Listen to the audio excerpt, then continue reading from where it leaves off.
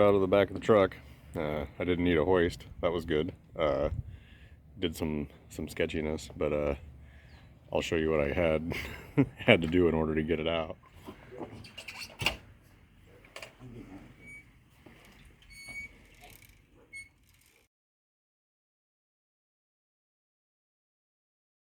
So I ended up stacking a bunch of boards, making sort of an impromptu ramp, and then just wheeled the engine hoist up to the back of the truck and took out about 20 psi from each tire and dropped it down just a smidge, bolted it right up, and slid it off.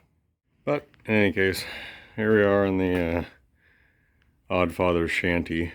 This place sucks, but at least I get work done.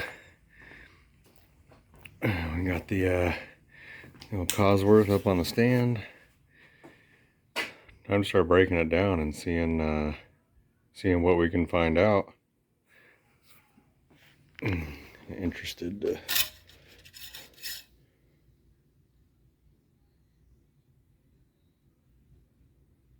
not half bad for being in there for probably 10 years. See where. So this 10 out of 10 would not recommend. That's like legitimately a spark plug that they just welded this rod to. Ingenious, but this is all aluminum. I'm not hoisting up probably 300 pounds of weight off of a couple of old spark plugs threaded into the hole, so luckily I didn't have to do that when taking it out of the truck. And for the install stuff, we'll definitely figure out a better way, more efficient way and safe way to test fit this in the Chevette. All right, let's start getting this air box off of here so we can start making some room.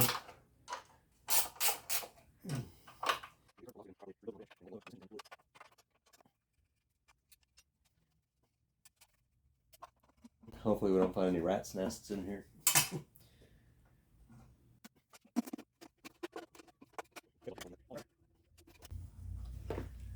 Ho ho! Look at that. There's some nice trumpets hiding inside here.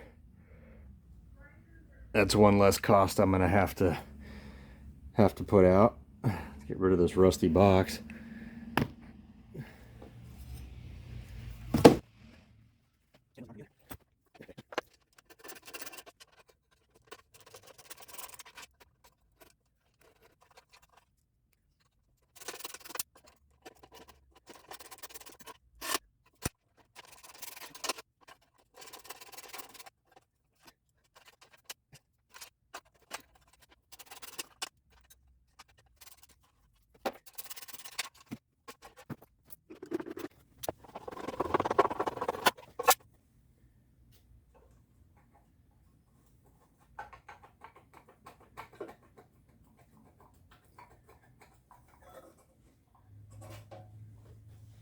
Oh yeah.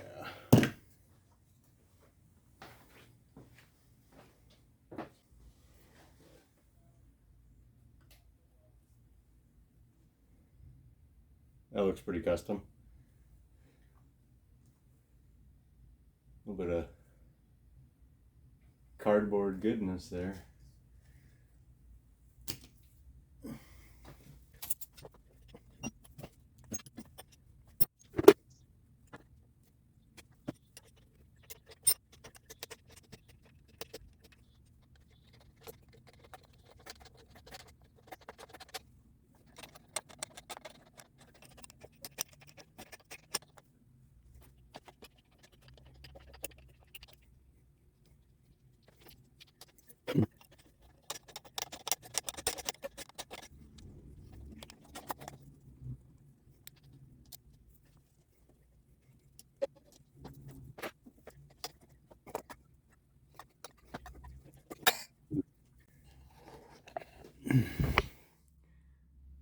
Looks like there's been some port work.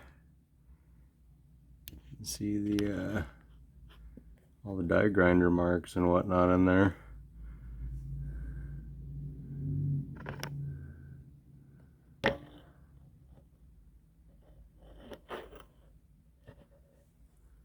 See if I can get it to focus there. Yeah, that's a little better.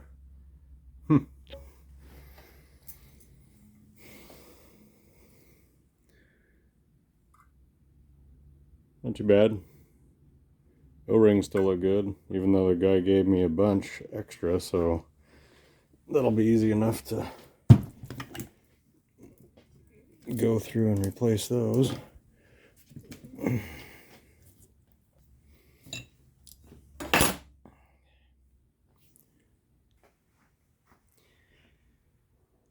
Looks like 45 DCOE.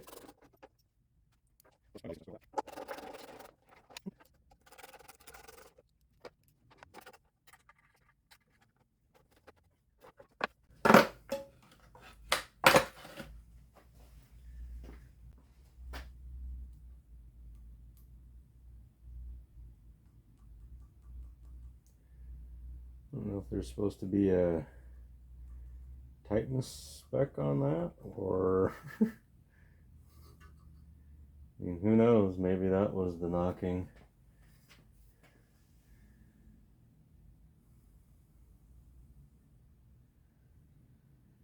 I wonder if we can get it to spin over.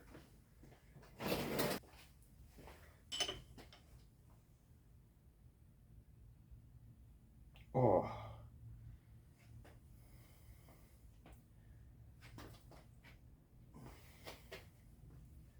Alright, let's skip that. I should put some oil in the cylinders.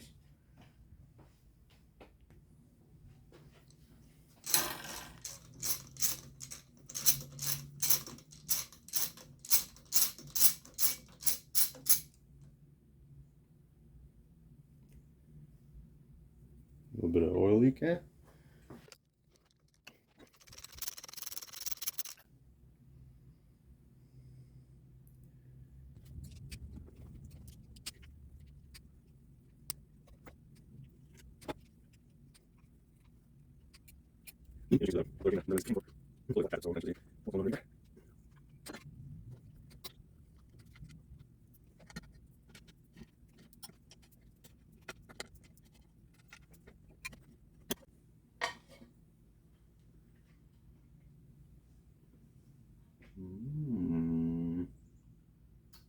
See.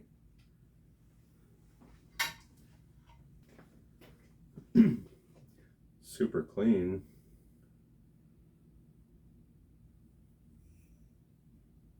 All of this looks really, actually really fresh.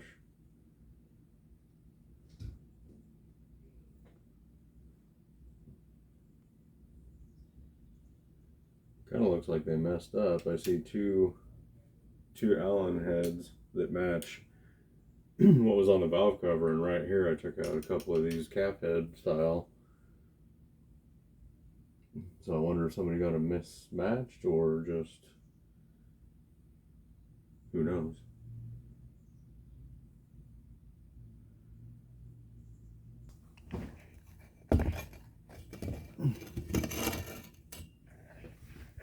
I mean, even the cam lobes look like they're brand new.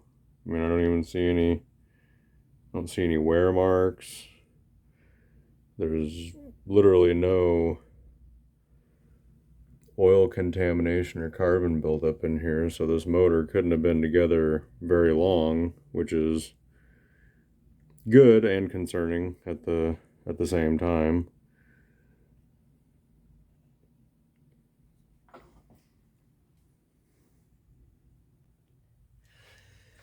Let's see. Oil looked clean from the top side. Let's see how it looks coming out.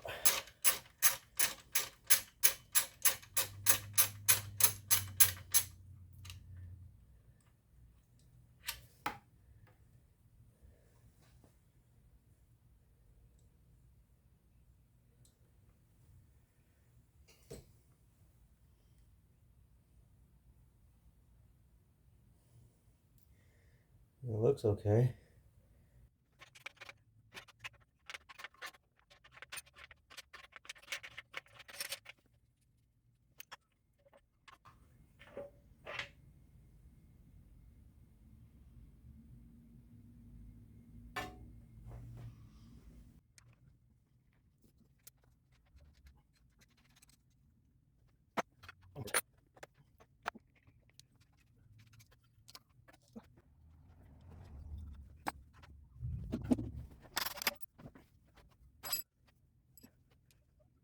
I'm not sure. Not sure where we're froze at, but I'm gonna pour some of this oil down into the pistons. It's the used oil from the block.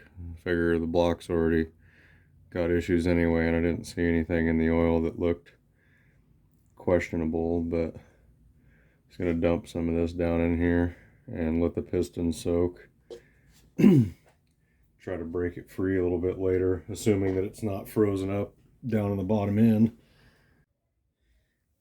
Alright, see if we can pull this pan off and see if we can see why we're not turning over.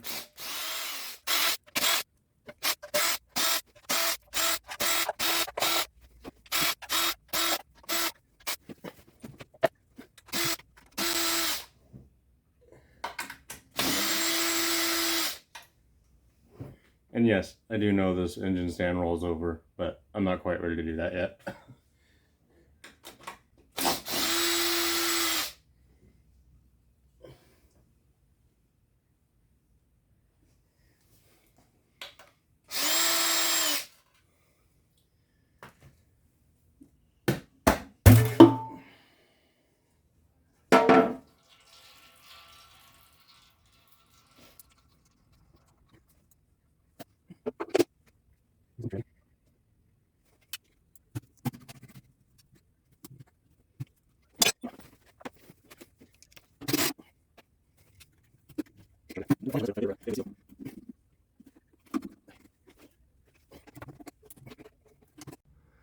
Well, looks like my storage for my SD card got full, so it kicked off the camera instead of just recording the damn thing and putting it on my internal storage for my phone. But so we got the sump out, got the pan out. The screen is nice and clean. I mean, there's not really anything there. This is kind of yucky, but is it from sitting or is it, you know, from failure? It's not metallic, so I'm guessing it's just settlement from probably bearings and everything else settling in or, you know, failing over time. Now, there's a lot of it down low, but it's, I don't know, it's weird. It's not really metallic at all.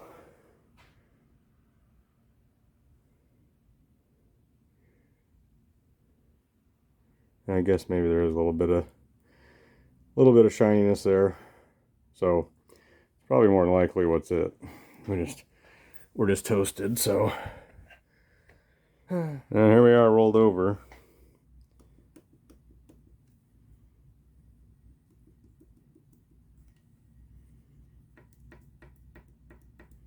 That one seems a little,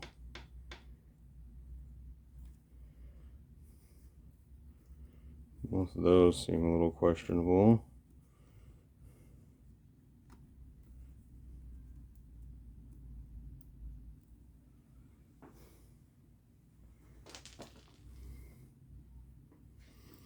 But the thing is that those are all free, so it's got to be the pistons that are froze up and why it's not turning over.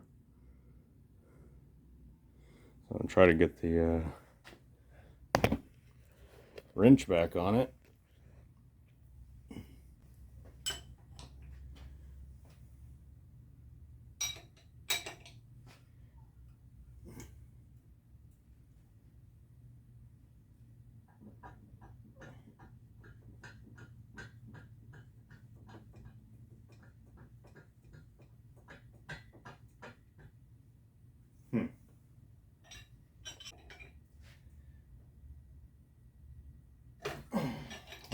I'd say that's pretty well froze up. I'm gonna have to pull the head and probably do some love tapping on the pistons in order to get them to break free and actually turn over. So roll it back over. Okay, well, last night I got motivated after the initial video and setup, and I neglected to record the rest of this fiasco, but I did get the cam carrier removed, and it is actually upside down right now. We have the buckets for the tops of the valves in order, so when I go to organize all of this whole mess going on here, I know what direction and which side they went on, intake versus exhaust. Cylinder head came off, and what we found was cylinder number 2 here, there's definitely some water contamination. Now I don't know if that was pre or post knocking according to him. I have no idea if it just sat outside for a little bit after he pulled it and water got in through here, which looks very likely judging by the sort of debris and rusty looking goodness in there. The good news is it doesn't look like there was any seepage on the head gasket in between cylinders or anything, so we're good there. But this is why we were seized up. This one's been soaking all night in penetrating oil, trying to loosen up the rust around it. The other cylinders look really good. I mean, even from the bottom side, looking up at the pistons, the skirts in the bottom are really clean. The cylinder walls themselves are pretty clean. I don't really feel anything or see anything that looks overly concerning. But kind of neat seeing the free-floating cylinder walls. That's pretty different. I've never really messed with an engine that has this sort of setup, but so for now we're just kind of stuck waiting for that cylinder to hopefully free up.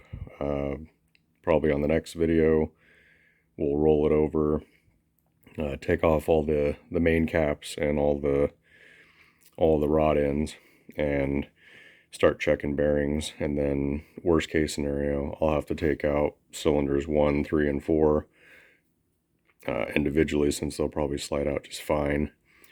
And then this one will probably need like a wooden block and a hammer and tap it out. I'm already assuming that all these cylinders are going to have to be rebored along with whatever's going on the bottom end.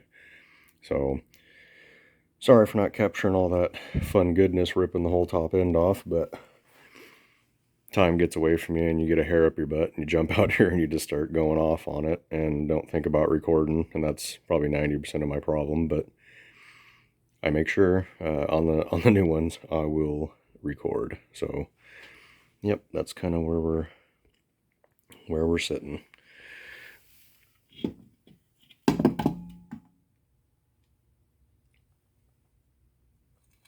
Really weird setup.